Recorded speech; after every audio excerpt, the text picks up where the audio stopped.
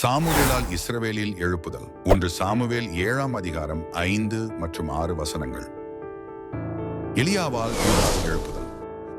1 ராஜாக்கள் 18ஆம் அதிகாரம் 21 முதல் 40 வசனங்கள் வரை. எசேக்கியாவால் யூதாவில் எழுப்புதல்.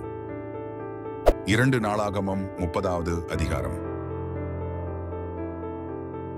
இஸ்ராவால் எருசலேமில் எழுப்புதல். இஸ்ரா 10வது அதிகாரம். யோவான் ஸ்நானகனால் யூதேயாவில் எழுப்புதல்.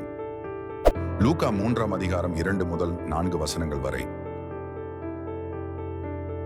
இயேசுவால் சமாரியாவில் எழுப்புதல். யோவான் 4ஆம் அதிகாரம் 28 முதல் 42 வசனங்கள் வரை. பெந்தகோஸ்தே நாளில் எருசலேமில் எழுப்புதல். அப்போஸ்தலர் 2ஆம் அதிகாரம். பிலிப்புவால் சமாரியாவில் எழுப்புதல். அப்போஸ்தலர் 8ஆம் அதிகாரம் 5 முதல் 8 வசனங்கள் வரை. பேதுருவால் லித்தாவில் எழுப்புதல். அப்போஸ்தலர் 8ஆம் அதிகாரம் 5 முதல் 8 வசனங்கள் வரை. பவுலால் அந்தியோக்கியாவில் எழுப்புதல்.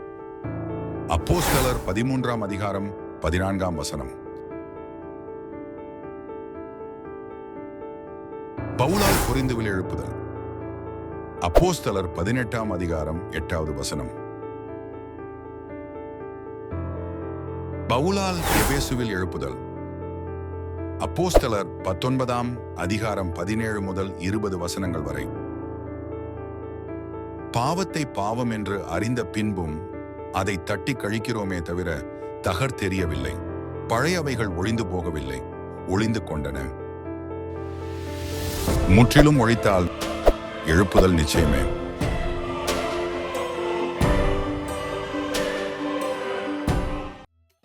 மேலும் இது போன்ற வேதாகமத்தை குறித்ததான அநேக காரியங்களை தெரிந்து கொள்ள எங்களோடு இணைந்திருங்கள். எழுப்புதல் பெருமூச்சு